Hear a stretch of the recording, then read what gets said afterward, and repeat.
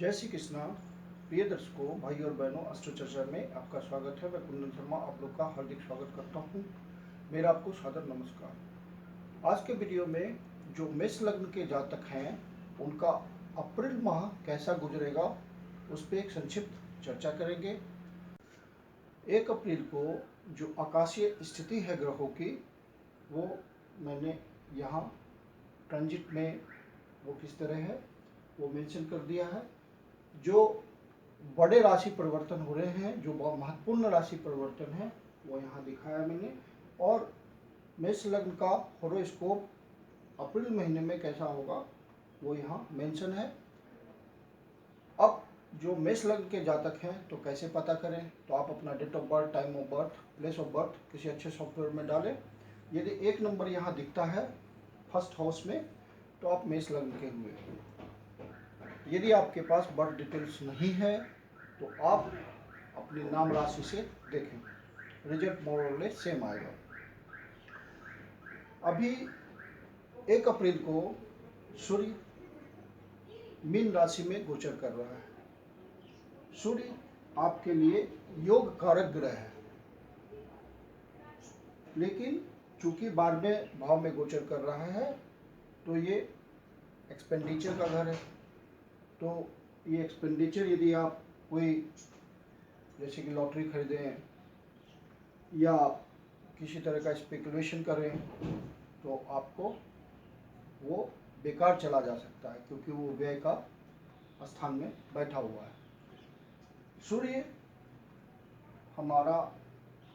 सूर्य आपका 14 अप्रैल से मेष राशि में गोचर करेगा। मतलब सूर्य खिसक के यहाँ आ जाएगा लग्न में और उच्च का हो जाएगा। फिर आप स्पेकुलेशन कीजिए, लॉटरी खरीदिए, किसी भी तरह का आप अनुमान लगाएंगे, ट्रेडिंग कीजिए, स्टॉक मार्केट में ट्रेडिंग कीजिए, उसमें आपको फायदा पहुंचेगा, क्योंकि सूर्य उच्च का होके आपके लग्न में बैठ जाएगा। और सूर्य योग कारक ग्रह है आपके लिए। मेष लग्न के लिए सूर्य योग कारक होता है। 10 अप्रैल से शुक्र मीन राशि से निकल करके आपके लग्न में चला जाएगा, मेष राशि में गोचर करेगा। तो आपके लिए अच्छा हो जाएगा। आप अनुभूति करेंगे एक अलग ढंग के सुख की। पत्नी के साथ आपका प्रेम भरा व्यवहार हो जाएगा, क्योंकि शुक्र यहाँ बैठ करके अपनी मूल त्रिकोण राशि को देखेगा। तो ये आपका पत्नी भाव है। पार्टनर के साथ अच्छा व्यवहार रहेगा, तालमेल अच्छा बैठेगा, आप मन से बड़े प्रसन्न रहेंगे 10 अप्रैल से। और कुछ समय के लिए सूर्य अस्त हो रहा है, लेकिन उससे कोई खास फर्क नहीं पड़ेगा आपको। और जब शुक्र यहाँ गोचर करेगा 10 अप्रैल से, तो आपके लिए सुख की अनुभूति, एक अलग तरह का आनंद आएगा। वैवाहिक जीवन में सुखद स्थिति आएगी, आनंदपूर्ण अनुभूति आएगी और एक रस भरा जीवन हो जाएगा, आप खुद महसूस करेंगे। 10 अप्रैल से शुक्र लग्न में है और 3 मई तक रहेगा। तो आप यदि वाहन खरीदना चाहते हैं, वाहन की इच्छा है, कुछ सोच रहे हैं, तो वाहन योग बनेगा और आप वाहन खरीद कर ले आएंगे घर में। ये अच्छी स्थिति है, वाहन योग बन रहा है। अप्रैल महीने में शनि सैटर्न कर्म स्थान में गोचर करेगा और तो लंबे समय के लिए वहाँ बैठे हुए हैं, तो आप कर्म योगी बने रहिएगा। एक सुखद स्थिति आएगी आपके लिए जब गुरु 6 अप्रैल को कुंभ राशि में प्रवेश कर जाएगा, गोचर करेगा, धनिष्ठा नक्षत्र में गोचर करेगा। तो कुंभ में गया, ये आपका फुलफिलमेंट ऑफ डिजायर का हाउस है, तो आपकी इच्छा पूर्ण होगी। विजडम का कारक है, क्योंकि गुरु यहाँ पे नीच का था, शनि के साथ बैठा हुआ था, तो स्थिति तो उसकी कमज़ोर थी ही, अपनी स्थिति तो कमज़ोर थी ही, उसे शनि के अनुसार रिजल्ट देना था। लेकिन जब वो अब कुंभ राशि में आ गया है तो मजबूती आ गई।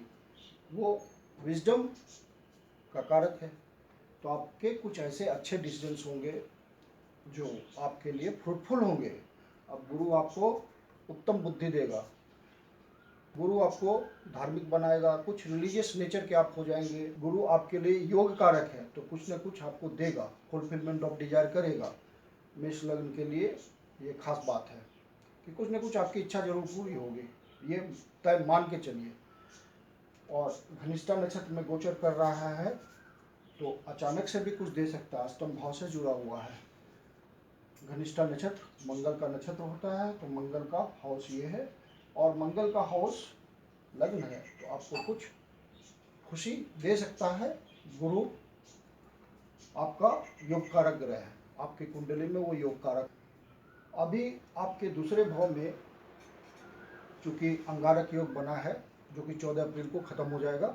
14 अप्रैल तक ही सबको कष्ट अंगारक योग से, उसके बाद फिर उसका प्रभाव खत्म होता चला जाएगा और खत्म ही हो जाएगा। और मंगल निकल के अभी जब तक यहाँ नहीं जा रहा है तब तक आप अपनी वाणी पे नियंत्रण रखिए, मतलब बहुत ही सावधानी रखनी है आपको।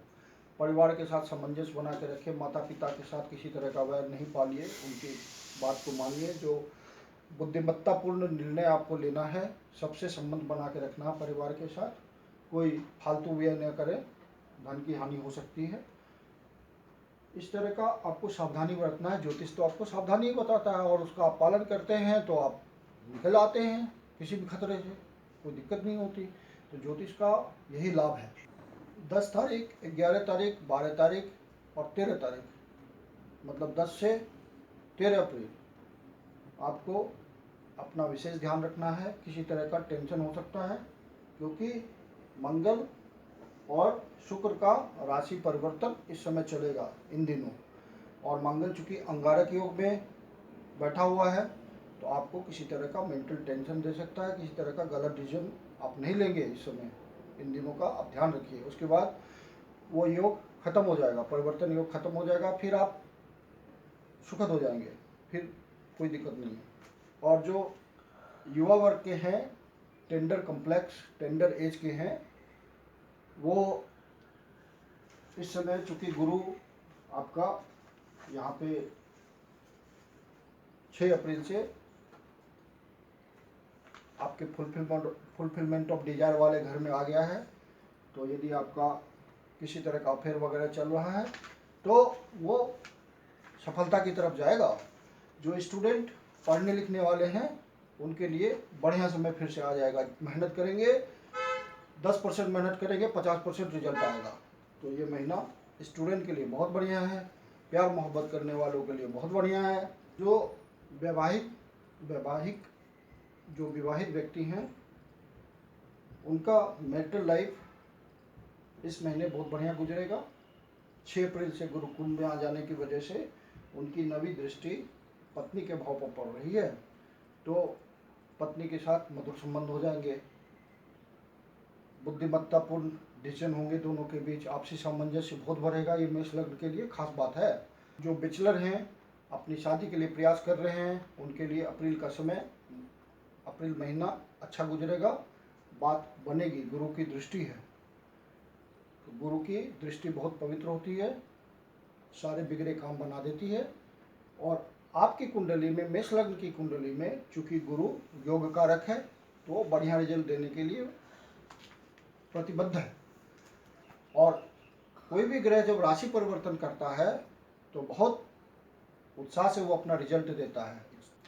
जो बिजनेस पार्टनर्स आपके होंगे उनके साथ आपका तालमेल बहुत बढ़िया चलेगा और एक अंडरस्टैंडिंग अच्छी आएगी दोनों के बीच। जो बिजनेस करने वाले लोग हैं वो अभी कोई रिस्की डिसीजन नहीं लें, क्योंकि शनि कर्म स्थान में बैठा हुआ है। बल्कि शनि कर्म स्थान में बैठा हुआ है तो जब तक है तब तक रिस्की डिसीजन तो नहीं लीजिएगा, क्योंकि ये कर्म प्रधान ग्रह है, आपको शॉर्टकट नहीं बताता, ये आपका इंफ्रास्ट्रक्चर बना रहा है। मेष लग्न के लिए खास बात है कि शनि जो है इंफ्रास्ट्रक्चर बना के जाएगा, एक मजबूती दे के जाएगा आपको, और उसका फल कंसिक्वेंस बाद में देखेंगे। तो शनि का रिजल्ट आपके लिए बहुत बढ़िया हो रहा है, बहुत ही वो आप अपने कर्म में मेहनत से आगे बढ़िए, आपका एक लंबा रास्ता तय हो रहा है। 14 अप्रैल से जो मान लीजिए किसी तरह सरकार से संबंध है, सरकार से जो कॉन्ट्रैक्ट वर्क वगैरह होता है, किसी तरह का ठेका लेते हैं सरकारी आप, या किसी तरह सरकार से आपका संबंध है, या गवर्नमेंट जो एम्प्लॉय हैं उनको कुछ न कुछ फायदा होगा, क्योंकि सूर्य लग्न में गोचर करेगा उच्च का और आपके लिए योग कारक है। तो निश्चित रूप से कुछ न कुछ आपकी डिजायर, किसी न तरह की डिजायर पूरी होगी। और संतान पक्ष से आपका 14 अप्रैल के बाद, अभी तो आपको 14 अप्रैल से पहले पहले कोशिश करना है कि संतान पक्ष से कोई विवाद ना हो, उसकी गलत बात को इग्नोर कर दीजिए।